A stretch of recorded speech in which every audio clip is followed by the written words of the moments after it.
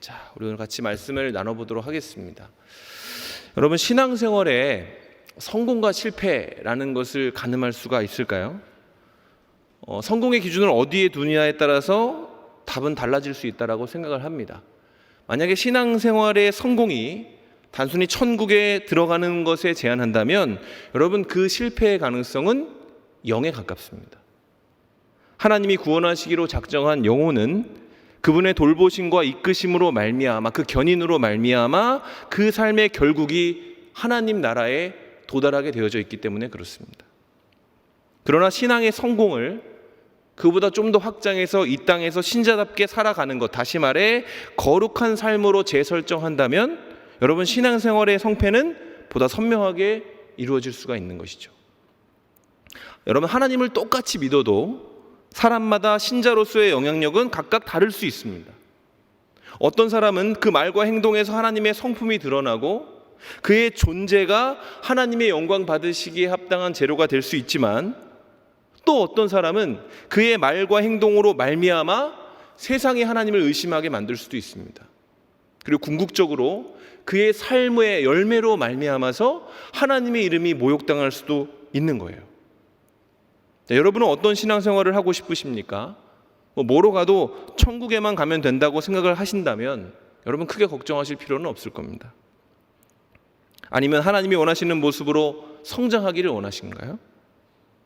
우리가 어떤 목표를 가지고 신앙생활을 하는 것이 과연 우리가 앞서 계속 고백했던 것처럼 내가 사랑합니다라고 고백했던 하나님을 기쁘시게 하는 것이고 신자로서 우리의 삶에 진정한 가치를 부여하는 것인가? 오늘 우리는 롯이라는 인물의 삶을 한번 살펴보려고 합니다. 앞서 여러분 읽었지만 사실 주일 설교 때 본문으로 가져오기에는 다소 불편한 내용들을 다루고 있죠. 바라기는 오늘 예배하는 우리가 이 롯이라는 사람의 삶을 통해 지금 우리의 삶을 한번 돌아보고 우리의 삶과 신앙이 궁극적으로 어떤 방향으로 가야 하는지를 한번 생각해 봤으면 좋겠어요. 자, 오늘 방금 우리가 읽은 말씀은 이 구약에서 롯이라는 인물이 마지막으로 등장하는 그런 장면입니다. 롯의 삶을 간단하게 요약하면 용두삼이 이렇게 요약을 할 수가 있어요. 그는 당대 가장 발전한 도시 중에 하나인 소돔이라는 곳에 살고 있었는데요, 그 성은 안타깝게도 하나님이 가증히 여기시는 죄들로 가득 차 있는 곳이었습니다. 그래서 하나님은 그 성을 불로 심판하셔요. 오직 롯과 그의 가족만이 그 성의 심판으로부터 탈출해서 목숨을 부지할 수가 있었죠. 근데 거기까지였습니다. 목숨은 건졌지만 그의 모든 것이 소돔과 고모라에 있었기 때문에 그가 쌓아두었던 모든 것이 죄로 변하는 것을 바라봐야만 했죠. 그런데 이야기를 잘 살펴보면 성경은 이 심판이 일어나기 전에 이미 그가 많은 것들을 잃어버린, 아니 어쩌면 가장 중요한 것을 상실한 상태였다라는 것을 드러내고 있어요. 롯이 상실한 것 중에 가장 귀중한 것이 뭐였을까? 그것은 바로 영향력이라는 것입니다. 하나님의 사람으로서 그 성에 존재하는 롯이 아무런 능력이 없었다. 바로 이것들을 얘기하고 있는 거예요. 자, 소돔과 고모라에서 그럼 롯은 어떤 사람이었는가? 창세기 말씀을 한번 보겠습니다. 그 사람들이 롯에게 이르되 이외에 내게 속한 자가 또 있느냐? 내 사위나 자녀나 성 중에 내가 속한 자들을 다 성 밖으로 이끌어내라. 여호와께서 이곳을 멸하시려고 우리를 보내셨나니 우리가 멸하리라. 자, 여기서 뭘 알 수 있냐면 이 소돔과 고모라의 심판이 일어나기 전에 롯은 그것을 먼저 알고 있었어요.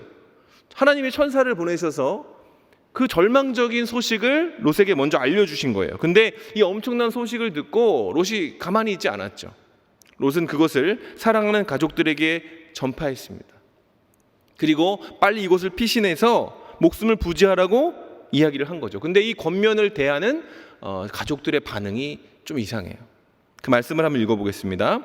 롯이 나가서 그 딸들과 결혼할 사위들에게 말하여 이르기를 여호와께서 이 성을 멸하실 터이니 너희는 일어나 이곳에서 떠나라 하되 그의 사위들은 농담으로 여겼더라. 자, 여기서 농담으로 번역된 히브리어는 차크라고 하는데 이게 무슨 뜻이냐면 그 안에 조롱하다라는 뜻이 담겨 있습니다.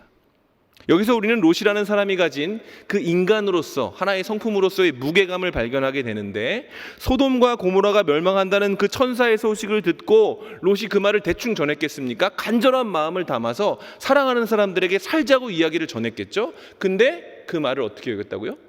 농담으로 여겼다라는 겁니다. 그들에게 있어 롯이라는 사람은 깃털처럼 가벼운 존재였다라는 것이죠. 그런데 이러한 태도에 대응하는 롯의 반응을 보면 그가 왜 이런 취급을 받았는지를 알 수가 있어요. 자, 사위들이 그를 조롱했잖아요. 근데 롯이 어떻게 하는지 아십니까? 그들을 혼내거나 더 강하게 얘기한 게 아니라 어쩔 줄 몰라 합니다. 우물쭈물하는 것이죠. 자신의 말을 조롱하는 이들의 반응에 위축되어서 그럼 어떻게 하지 하면서 당황했다는 거예요. 갈등했다는 거예요. 그 말씀이, 그 모습이 얼마나 답답했는지 결국은 천사가 그 가족들의 손을 잡고 그들을 성 밖으로 끌고 나올 정도로 롯이 머뭇거리게 되죠. 그러나 롯이 당한 굴욕은 여기서 끝난 것이 아닙니다. 그 과정에서 평생 동안 함께했던 아내는 어떻게 되죠? 남편의 손을 꼭 부여잡은 것이 아니라 자신이 떠나왔던 소돔과 고모라를 돌아보다가 선체로 죽습니다. 그리고 오늘 우리가 읽은 것처럼 공들여 키운 두 딸은 아버지를 속인 것을 모자라서 아버지를 범하기까지 하죠. 31절과 32절입니다. 큰딸이 작은딸에게 이르되 우리 아버지는 늙으셨고 온 세상의 도리를 따라 우리의 배필될 사람이 이 땅에는 없으니 우리가 우리 아버지에게 술을 마시게 하고 동침하여 우리 아버지로 말미암아 후손을 이어가게 하자. 참혹한 말이죠, 사실. 이 딸들의 말에서 드러나는 롯의 영향력은 형편없습니다. 그들의 말과 행동에서 우리는 아주 무서운 사실을 발견하게 되는데, 그게 뭐냐면 롯의 두 딸이 철저한 소돔인 고모라인이라는 것이죠. 그 성이 죄로 인해 불의 심판을 당했음에도 딸들의 생각은 여전히 그 방식대로 움직이고 있어요. 소돔의 방식, 고모라의 방식. 다시 말해 그들에게 있어 이 패역한 소돔과 고모라는 더 이상 죄가 아니에요. 심판받아 마땅한 성읍이 아니었다라는 것이죠. 오히려 그들은 마치 거대한 사명을 짊어지듯이 이야기를 합니다. 이제 남자가 아버지 하나밖에 없으니 이 아버지를 범하여 그의 아이를 낳자. 무슨 말입니까? 딸들의 눈에 롯 또한 하나님의 사람이 아닌 거예요. 롯 또한 소돔과 고모라인이었다라는 얘기입니다. 자, 이런 맥락에서 우리는 무엇을 알 수 있는가? 롯은 망한 사람입니다. 쫄딱 망한 사람이죠. 롯은 그 주변 사람에게 아무런 존재감이 없는 사람이었습니다. 절망의 순간에 아내는 평생도록 자신을 이끌어왔던 그 사람의 손을 붙잡은 것이 아니라 자기가 두고 온 것을 미련을 가지고 돌아보다가 그 자리에 선체로 죽게 되고, 사회들은 장인을 전혀 어려워하지 않고 오히려 그를 조롱하고, 공들여 키운 딸들은 아버지의 방식을 전혀 배우지 못한 상태로 또 다른 패역한 죄들을 만들어냈습니다. 그리고 롯은 자신의 의도와는 전혀 다르게 하나님의 백성이 아닌 하나님의 백성과 끊임없이 대적하는 모압과 암몬의 조상이 돼버리고 말았다는 것이죠. 여러분, 성경에서 드러나는 롯의 삶이 바로 이런 것입니다. 아주 절망적이죠. 그렇다면 여러분, 우리는 생각해 봐야 돼요. 롯이 어쩌다 이렇게 됐을까요, 여러분? 사실 그가 처음부터 그랬던 건 아니에요. 제가 용두삼이라고 했잖아요. 처음의 시작은 매우 찬란했습니다. 그러나 그 끝이 처절하게 몰락했을 뿐이죠. 롯에게도 하나님의 사람답게 살았던 시절이 있었다는 것이죠. 그의 삶은 크게 세 시즌으로 나누어서 설명할 수 있습니다. 첫 번째 시즌에서 그는 떠나는 사람이었습니다. 창세기 12장 5절입니다. 아브라함이 그의 아내 사레와 조카 롯과 하란에서 모은 모든 소유와 얻은 사람들을 이끌고 가나안 땅으로 가려고 떠나서 마침내 가나안 땅에 들어갔더라. 성경은 아브라함이 하나님의 말씀에 의지하여 그가 본토 친척 아비의 집을 떠날 때에 그와 동행했던 사람이 롯이라고 이야기를 하고 있어요. 여러분, 아브라함의 이주는 세상의 시각으로 볼 때는 어떤 행동이었을까요? 아주 바보 같은 행동이었죠. 말도 안 되는 일이었습니다. 떠날 때가 75세였거든요. 그러니까 이미 모든 것은 다 그곳에 있는 겁니다. 갈대아 우르에 있는 겁니다. 근데 하나님이 말씀하셨다고 하니까 그 말씀을 의지해서 그 모든 것들을 버리고 본토 친척 아비의 집을 떠나서 하나님의 말씀만 믿고 발걸음을 옮겼다라는 거예요. 여러분, 근데 바로 그 옆에 놀랍게도 롯이 있었다라는 것이죠. 게다가 이 선택은 충동적인 것도 아니었어요. 여러분, 롯과 아브라함이 그 갈대아 우르를 떠나서 처음으로 경험한 게 뭔지 아세요? 어려운 결정한 거 아닙니까? 그죠? 자기가 가지고 있던 모든 것을 포기하고 주의 말씀을 따르겠다라고 한 거잖아요. 그럼 어떤 일이 벌어져야 됩니까? 하나님이 대로를 여셔야 되잖아요. 근데 처음에 겪는 사건이 뭐냐면 대기근입니다. 대기근. 일이 오히려 꼬이는 거예요.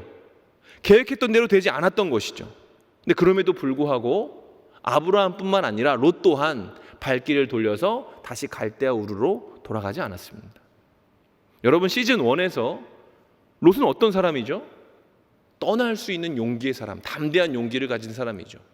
그는 보지도 않고 믿을 수 있는 자였습니다. 아브라함은 그래도 하나님의 음성이라도 들었죠. 근데 롯은 아브라함의 이야기에 있는 하나님을 듣고 그 말을 믿음으로 자신의 모든 것을 걸고 하나님과 함께 동행했다라는 겁니다. 그는 하나님의 사람이었어요. 어떤 면에서는 아브라함보다 더 비범한 행동을 한 것입니다. 그런데 롯의 삶 시즌 2에서 그 양상이 조금 달라집니다. 시즌 1에서 떠나는 사람으로 살았던 롯이 시즌 2에서는 어떻게 등장을 하냐면 빼앗긴 사람으로 등장을 합니다. 롯은 13장에 이르러서 아브라함과 갈라지게 되는데 이 갈라진 이유가 아이러니하게도 뭔지 아세요? 너무 하나님이 축복을 많이 주셔서 그랬습니다. 하나님의 도우심으로 아브라함과 롯은 어마어마한 부자가 됩니다. 얼마나 큰 부자가 되었는지 같은 곳에 기거할 수 없을 정도로 양떼가 많아져서 그 목자들이 서로 속한 목자들이 다투는 지경에까지 이르게 돼요. 그러니까 어마어마하게 많은 축복을 하나님이 주신 거죠. 근데 이 부분을 보고 아브라함이 이것을 매우 심각하게 생각을 합니다. 뭐 싸움도 일어날 수 있는 거네 이렇게 하지 않고 매우 심각하게 생각을 해서 갈라서자라고 이야기를 해요. 그렇게 했던 이유는 롯이 싫어서가 아니에요.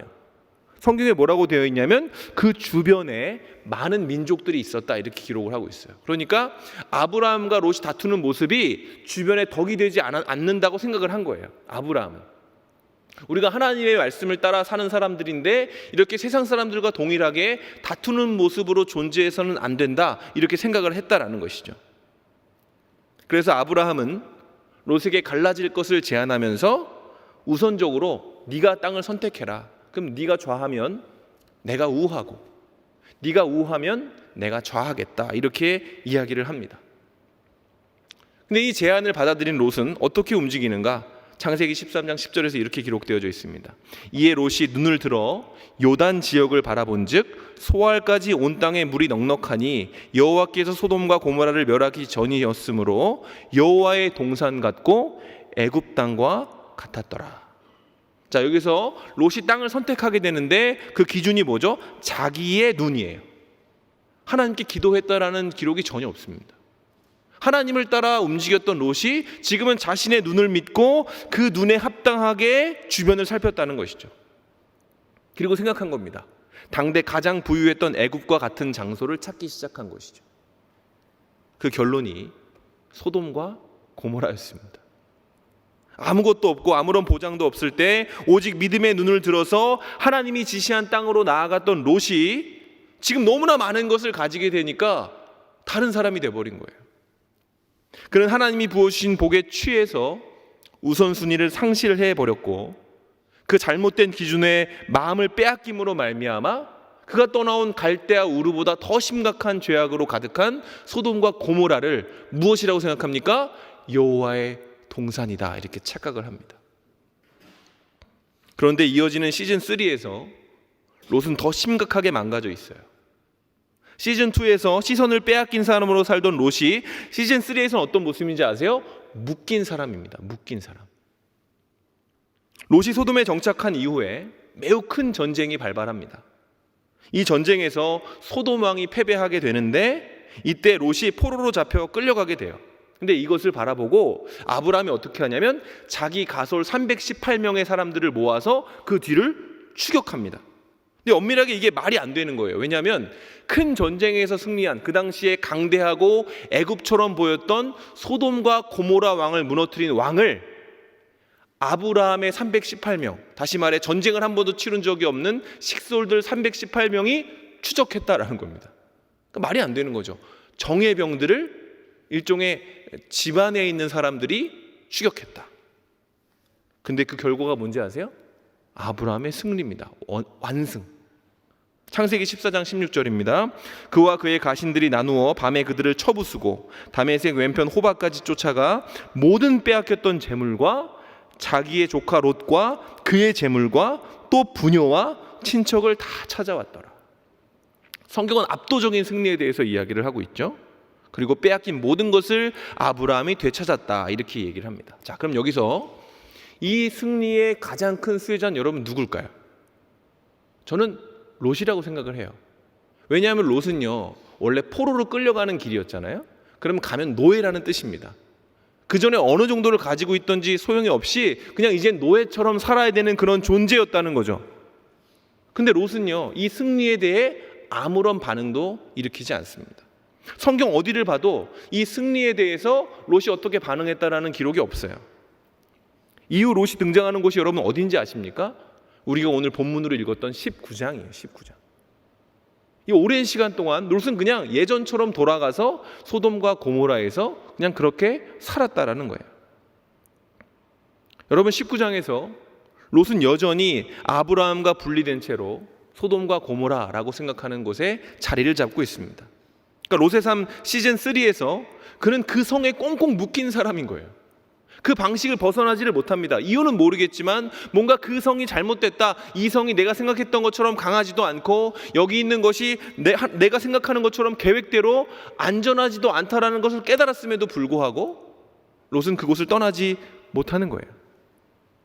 이것을 조금만 생각해 보면 여러분, 하나님의 어떤 측면에서는 롯에게 그것을 먼저 알려주신 거죠. 애굽, 그 당시 최강의 군대를 가지고 있는 애굽과 같이 보였던 소돔과 고모라가 열왕들에게 정복당했습니다. 여호와의 동산처럼 보였던 그 많은 재물들이 한순간에 빼앗긴 거예요. 그러니까 모든 것은 순식간에 사라진 겁니다. 그러면 하나님께 돌아와야 맞는 거 아니에요? 근데 롯은 그렇게 하지 않는 거예요. 하나님은 318명의 아브라함의 가솔들이 사기충청한 정예병을 상대로 승리하는 모습을 보여주시면서 당신의 능력을 다시 한번 간접적으로 드러내신 것이죠. 그러나 롯은 시즌 1으로 돌아가지 못합니다. 떠나지 못해요. 그곳을. 이미 빼앗긴 마음과 시선을 옮기지 못하고 그 기적과 같은 승리를 보고도 가장 큰 수혜를 입었음에도 불구하고 아무것도 깨닫지 못하고 그저 되찾은 자유와 재물을 허겁지겁 끌어안고 다시 소돔과 고모라로 기어 들어가는 겁니다. 그가 하나님이 아닌 소돔과 고모라를 소망했기 때문에 그렇게 된 거예요. 여러분, 믿음으로 시작했지만 세상의 포로로 귀결된 삶, 이게 바로 롯의 일생이라는 거죠. 여러분, 롯의 삶은 용두사미, 그 말이 딱입니다. 그의 시작은 찬란했으나 그 끝은 처참했어요. 그는 하나님을 따랐던 사람이지만 하나님이 주신 복에 마음이 빼앗겨 버렸고 그로 말미암아 세상에 꽁꽁 묶인 채로 살았던 사람이라는 것이죠. 자, 이쯤에서 우리가 던질 수 있는 질문이 있어요. 자, 그럼 하나님은 이런 롯을 과연 어떻게 바라보셨을까요? 멋진 시작에 비해서 처참한 끝으로 귀결된 롯의 삶을 하나님이 어떻게 바라보셨을까요? 놀랍게도 그 답이 베드로 후서에 등장합니다. 우리 그 말씀을 같이 한번 읽어봤으면 좋겠습니다. 자, 시작. 소돔과 고모라 성을 멸망하기로 정하여 죄가 되게 하신 후세에 경건하지 아니한 자들에게 본을 삼으셨으며 무법한 자들의 음란한 행실로 말미암아 고통당하는 의로운 롯을 건지셨으니 이는 이 의인이 그들 중에 거하여 날마다 저 불법한 행실을 보고 들으므로 그 의로운 심령이 상함이라. 좀 이상하다는 느낌 들지 않으십니까? 성경에 지금 롯을 어떻게 표현하고 있죠? 어떤 사람이라고요? 의로운 사람이다, 이렇게 표현을 하고 있습니다. 가족들에게도 조롱당한 망한 롯을 하나님이 지금 의롭다, 의인이다, 이렇게 칭하고 있는 것이죠. 멋지게 시작했지만 처참하게 망가져버린 망한 것 같은 롯의 삶을 하나님은 뭐라고 하세요? 의롭다. 여러분, 여기서 우리는 뭘 발견해야 됩니까? 이게 바로 하나님의 성품이에요. 하나님의 긍휼하심입니다. 여러분, 우리의 구원은 누구에게 달려있는 겁니까? 오직 하나님께 달려있는 것입니다. 믿으십니까? 우리의 구원은 하나님께 달려있는 것이죠. 하나님은요, 포기하지 않으시는 분이죠. 또 그는 전능하시기에 실패하시는 법도 없습니다. 하나님은 그가 구원하시기로 작정하신 사람을 끝끝내 구원하시는 분이라는 것이죠. 그가 초심을 잃었다 할지라도, 그가 미혹되었다 할지라도, 그가 세상에 묶여버린 채로 산다 할지라도, 그의 영향력이 처참하게 망가지고 미약하다 할지라도, 심지어 그를 통해 당신의 이름이 모욕을 받는다 하시더라도 그는 작정하신 구원을 거두어 가지 않으십니다. 오히려 그는 그 모습 가운데에서도 세밀하게 칭찬거리를 찾아내시는 분이시죠. 베드로는 롯이라는 사람의 칭찬거리 한 가지를 언급합니다. 그것이 뭐죠? 그가 아파하는 사람이었다는 겁니다. 말도 안 되는 거죠, 어떻게 보면. 최소한 그가 아파했다는 거예요. 패역한 성읍에 살면서 그들의 불법한 행실을 바라보면서 그의 심령이 상하고 시들어 갔다. 그가 느꼈던 좌절과 고통을 하나님 뭐로 여기신 거예요? 의로 여기셨다. 여러분, 그 고통의 수준이 어땠을까요? 여기서 고통당했다는 말은 헬라어로 카나포네오마이라고 표현되어지는데, 이게 어떤 뜻이냐면 촛농이 녹아내린다라는 것을 의미하는 거예요. 그러니까 롯이 느꼈던 고통은 어느 정도냐면 그냥 그 땅에서 그냥 산 게 아니라 몸이 녹아내리는 것 같은 고통을 느끼며 살았다는 겁니다. 왜? 자기는 기준을 알거든요. 자기는 뭐가 죄고 뭐가 의인지를 어느 정도는 알거든요. 근데 그게 눈앞에서 완전히 부인되는 걸 바라보면서 롯의 마음이 어땠다는 거예요? 몸이 녹아내리는 것 같이 살았다는 겁니다. 마음이 녹아내리는 것 같이. 근데 이것이 롯을 더 비참하게 만들어내는 것이죠. 왜 그렇습니까? 롯이 소돔과 고모라에서 선악을 분별할 줄 아는 유일한 사람이었기 때문에 그래요. 그는 굉장히 아팠습니다. 소돔과 고모라에 가득한 음란과 폭력을 누구보다 슬퍼하고 애통했지만 우물쭈물하며 살았어요. 자기의 아내가, 자기의 딸들이 소돔과 고모라인이 되도록 내버려 두었다.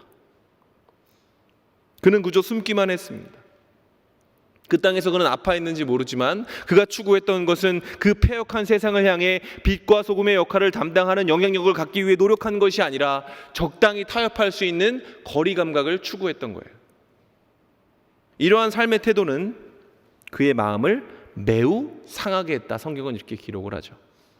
또 여기서 마음이 상했다는 말은 헬라어로 바사니조라고 하는데, 이 단어를 마가는 어떻게 표현했냐면 힘겹게 노를 저어가는 것으로 표현했습니다. 그러니까 그의 삶이 그랬던 거예요. 부유함이 있었고 명예도 있어 보였지만 그의 삶은 어떤 거예요? 마음은 녹아내리고 삶은 고단하게 이를 데 없었다라는 것이죠. 왜 그렇습니까? 그의 소망이 하나님에게서 세상으로 옮겨져 버렸기 때문에 그래요. 그래서 그가 망한 거라는 것이죠. 함께 시작했던 아브라함이 열국의 아비로 세워지는 동안 그는 패역한 백성의 조상이 되었습니다. 아브라함의 영향력이 그 시대를 뛰어넘어 지금 이 시간까지도 역사하는 데 반해 롯은 아무런 영향력이 없어요. 우리에게. 그는 반면교사, 잘해야 반면교사에 불과할 뿐입니다. 롯은 무기력한 하나님의 사람을 대변합니다. 맛을 잃은 소금의 표본이고 우리가 결코 닮아가지 말아야 될 반면교사. 여러분, 혹시 여러분 가운데 예수님 믿으면서 이렇게 살고 싶은 사람은 아마 없을 겁니다. 그렇죠? 난 롯이 되고 싶어요. 그런 사람은 없을 거예요. 지금까지 롯이라는 사람의 일생을 한번 살펴봤어요. 그리고 그 삶을 통해 분명해지는 것은 한 가지죠. 우리는 절대 롯처럼 되면 안 된다. 이겁니다. 그는 완전한 실패자였지만 하나님이 당신의 자비로우심으로 그를 불쌍히 여기셔서 그를 구원하셨어요. 롯이 의인이라 칭해지는 것은 그가 어떤 일을 했기 때문이 아니라 하나님이 그를 불쌍히 여기셨기 때문에 그런 것입니다. 근데 여러분, 혹시 이 말을 듣고 그래도 구원받았으니까 나도 롯처럼 살면 되겠네라는 생각을 하시는 분이 있으십니까? 그렇다면 여러분 이렇게 생각해 봐야 돼요. 여러분 예수 믿으면 구원 받습니다. 근데 여러분 예수 믿으면서도 거룩한 삶을 추구하지 않으면 어때야 되는지 아세요? 몸이 녹아내리는 것 같은 고통이 있어야 됩니다. 그리고 영적으로 늘 고단한 삶을 살 수밖에 없어요. 왜 그런지 아세요? 진짜로 그 사람이 그걸 믿고 있으면 그렇습니다. 죄와 타협할 수는 없거든요. 죄를 받아들일 수는 없거든요. 그러니까 어떤 거예요? 구원을 받은 사람은, 하나님을 아는 사람은 그 죄를 바라보면서 마음이 녹아내리는 것 같은 고통을 적어도 가지고 있는 겁니다. 그렇지 못하면 결코 행복할 수가 없는 것이죠. 그 무엇을 준다 할지라도, 그 어떤 축복이 그에게 임한다 할지라도 그의 삶에 행복이 없는 거예요. 생각해보죠. 롯이 소돔에 입성했을 때 그 성 사람들은 롯의 배경에 하나님이 있다는 것을 다 알고 있었을 거예요. 이미 아브라함이 유명했으니까. 하나님을 떠나서 축복받은 사람으로 사람들에게 이미 각인되어져 있었으니까. 그의 아내도 딸도 롯으로 하여금 본토 친척 아비의 집을 떠나게 하신 하나님에 대해서 들어서 알고 있을 거예요. 아니 경험해서 알고 있었겠죠. 그래서 소돔에서 롯은요, 이방인임에도 불구하고 그의 위치가 어디였는지 아세요? 성경에 보면 그가 성문에 앉아 있었다 이렇게 기록되어져 있습니다. 그 당시 성문은 장로들이 앉는 자리였어요. 그러니까 이방인인 롯이 그 명예로 말미암아, 그 명성으로 말미암아 이미 그 성에서 유력자였다는 거예요. 유력자. 나름의 발언권이 있는 사람이었다는 것이죠. 근데 그것까지예요. 그냥 그 능력을 가지고 롯이 한 게 뭐냐면 눈살을 찌푸리는 것밖에 하지 않았습니다. 자신감도 확신도 없는 애매모호한 하나님의 사람. 그래서 사람들은 롯을 어떻게 대하죠? 무시하고 조롱합니다. 그리고 여호와의 하나님 또한 하필 그의 하나님이 되셔서 소돔과 고모라에서 조롱받으시죠. 모욕받으셨습니다. 그들은 롯의 집에 찾아온 하나님의 사자를 어떻게 하려고 했습니까? 범하려고 했습니다. 소돔과 고모라의 방식으로. 롯은 군중들에게 형제들아 이 큰 악을 행하지 말라라고 외쳤지만 그 사람들은 그 말을 듣기는커녕 문을 부수고 오히려 그를 죽이려고 말하죠. 그리고 이렇게 얘기합니다. 이제 와서 판관이 되려고 하느냐? 이게 무슨 말이에요? 가만히 있으라는 겁니다. 지금까지 아무런 일도 하지 않았는데, 네가 어떻게 살았는지 아는데, 이게 한두 번 있었던 일도 아니고 지금까지 늘 이런 일이 있었는데 그때 너 가만히 있었잖아. 근데 왜 이제 와서 판관이 되려고 해? 여러분 롯의 말에 사위들이 코웃음 친 거? 아내가 더 이상 롯을 믿지 않고 그의 손을 붙잡지 않고 소돔과 고모라의 소망을 둔 거? 두 딸들이 하나님의 방식을 생각한 것이 아니라 소돔과 고모라의 사람으로 살아가기로 작정되어진 것? 여러분 다 롯 탓입니다. 롯은 그렇게 짓밟힌 소금이 된 거예요. 한마디로. 그래서 롯은 망한 사람이라는 거예요. 하나님이 그를 구원하셨다는 말씀을 할 때 우리는 오히려 의아하게 생각을 하죠. 하나님이 롯을 의인이라 칭하셨습니다 이러면 사람들이 그렇지 롯은 의인이야 이렇게 하지 않습니다. 롯? 룻 말고 롯? 이렇게 오히려 질문을 해요. 왜 그렇죠? 그가 그렇게 살지 않았기 때문에 그렇습니다. 그러니까 하나님이 그를 구원하셨다는 얘기를 할 때 우리는 하나님이 역시 하나님은 그런 분이지 이렇게 반응하는 게 아니라 하나님이 이상하시네 이렇게 반응하게 만드는 사람이 바로 롯이라는 사람이라는 거예요. 어떤 측면에서 진짜 슬픈 거죠 그게. 자 그럼 이제 그만 롯을 비방하고 이제 스스로를 한번 돌아보죠. 여러분 여러분은 하나님처럼 살고 있습니까? 여러분은 시즌 몇 정도에 속하십니까? 우리가 사는 세상도 여러분 소돔과 고모라 못지 않아요. 그죠? 음란과 폐역이 가득합니다. 하나님의 법이 세워진 사람일수록 이 땅을 바라보면 가슴이 아파요. 마음이 녹아내리는 것 같기도 하죠. 그리고 뭔가 신자로 살아가는 것이 편안하지가 않고 노를 저어서 물살을 거슬러 가는 느낌이 들 때도 있습니다. 야, 이렇게까지 내가 해야 되나? 아무도 이렇게 안 사는데 나 혼자 이렇게 살아야 되나? 여러분, 죄는 이제 자신을 포장하고 합리화하는 것을 넘어서 우리에게 도전하고 있어요. 왜 넌 가만히 있냐고. 그러잖아요. 죄가 예전에는 합리화하려고 노력을 했는데 지금은 교회 안으로 들어오려고 합니다. 그리고 교회 안에 들어와서 이렇게 얘기하죠. 청년들에게. 야, 이게 낫지. 왜 그렇게 살려고 그래?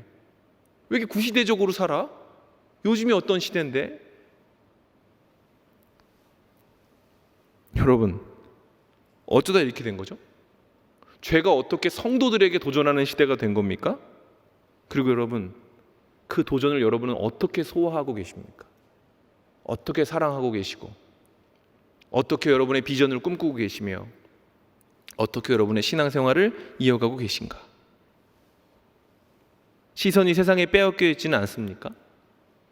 우리의 비전이 세상에 묶여있는 부분은 없나요?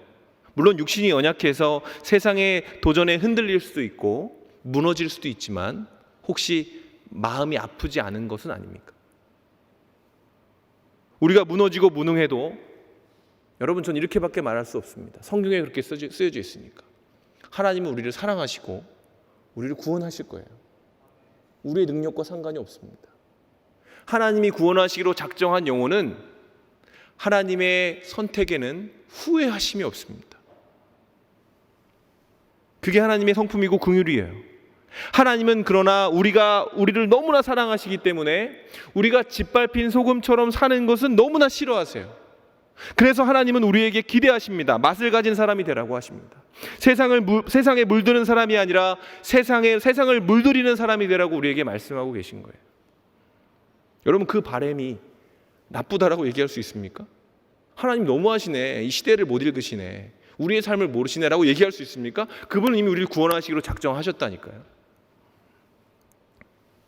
여러분, 만약에 우리가 신앙생활에 있어서 우리의 승패를 단순히 천국 가는 것에 제한한다면 여러분, 우리 가운데 패배할 사람 단 한 명도 없다는 거예요. 그러나 오늘 저는 여러분에게 한번 도전해 보고 싶습니다. 여러분, 우리의 승패는 거룩이 되어야 합니다. 우리 삶의 변화가 되어야 돼요. 우리가 영향력을 갖는 것이 되어야만 합니다. 다시 말해, 롯처럼 살면 안 되는 거예요. 누군가 우리의 삶을 바라보면서 하나님의 사람입니다 할 때 그것이 탄식이 되면 안 돼요. 탄성이 돼야 됩니다. 저게 하나님의 사람이야가 아니라 와, 하나님의 사람이구나가 되어야 된다는 것이죠. 근데 제가 가슴이 아픈 게 그거예요. 요즘에 어떤 게 더 많아요? 저게 하나님의 사람이야? 만약 오늘 롯이 이 자리에 있다면 여러분 몸부림치며 말할지도 몰라요. 나처럼 살지 말라고. 그러니 여러분, 어떻게 해야 되겠습니까? 롯처럼 살지 말아야 되는 거예요. 하나님의 사람은 눈 좋은 사람 아닙니다, 여러분. 땅 잘 살피는 사람도 아니고요. 하나님의 사람은 계산이 빠른 사람도 아닙니다. 하나님의 사람은 어떤 사람입니까? 용기 있는 사람입니다. 기꺼이 하나님을 위해 본토 친척 아비의 집을 떠날 수 있는 담대한 용기와 자신감과 확실한 비전을 가진 사람, 소망을 가진 사람이 바로 하나님의 사람이라는 거예요. 세상에 꽁꽁 묵혀서 세상을 바라보며 사는 사람이 아니라 오직 하나님을 바라보며 그분을 소망하며 사는 사람이 바로 하나님의 사람이라는 거예요. 하나님을 망하면, 하나님을 소망하면 결코 망하지 않습니다. 말씀을 마무리하겠습니다. 여러분, 시대가 악합니다. 그렇죠? 시대가 악해요. 성경을 읽고 묵상하면 할수록 내가 거룩해질 수 있을까? 아니, 성경을 읽을 필요가 없이 내 삶을 읽어도, 내 생각을 읽어도 내가 거룩해질 수 있을까 고민합니다. 그래서 저는 이렇게 생각해요. 어느 때보다도 깨어 기도할 때입니다. 무엇을 위해 기도할까요, 여러분? 제가 여러분 신방하면 기도 제목을 늘 물어보거든요. 그럼 여러분의 기도 제목 다 귀하고 제가 기억하고 생각이 나면 기도합니다. 맨날 기도하진 않고 기도 제목을 받으면 생각이 날 때 기도를 합니다. 근데 여러분, 그 기도 제목 가운데 한 가지만 추가하시죠. 거룩하게 살게 해주시옵소서. 그러면 여러분 어떻게 고민하게 되는지 아세요? 거룩이 뭐지? 거룩한 게 뭐지? 여러분, 무엇이 지금 여러분을 아프게 합니까? 여러분이 가지고 있는 한계, 연약함, 우유부단함, 죄, 이런 것입니까? 아니면 하나님의 뜻을 알매도 불구하고 세상에 아무런 영향력도 가지지 못하는 지금 우리의 모습 때문입니까? 여러분, 우리가 거룩하게 살지 못해 아파할 때 하나님은 우리를 위로하실 거예요. 긍휼히 여기시고 그 아픔 자체를 의로 여기실 것입니다. 그리고 더 간절히 기도할 때 그 고통에 공감하시는 주님께서 우리에게 거룩하게 살아갈 힘을 주실 겁니다. 믿으십니까? 우리의 힘으로 거룩해질 수 없는 거예요. 오직 하나님의 긍휼과 하나님의 인도로 우리는 거룩해질 수 있는 것입니다. 그리고 그 인도하심과 능력을 받아 살아갈 때 여러분, 우리는 진짜로 하나님의 사람아 할 때 그 말이 탄식이 아니라 탄성으로 세상 가운데 선포되어질 수 있다라는 것이죠. 여러분, 거룩하게 살아갈 저와 여러분이 되시기를 주님의 이름으로 축원합니다. 그리고 오늘부터 새 소망을 숨고 살아가기를 작정하는 모든 사람들에게 하나님의 권면하심과 이끄심이 함께 하시기도 소망하겠습니다. 우리 그 권면의 말씀을 읽고 같이 찬양하고 기도했으면 좋겠습니다. 디모데후서 말씀입니다.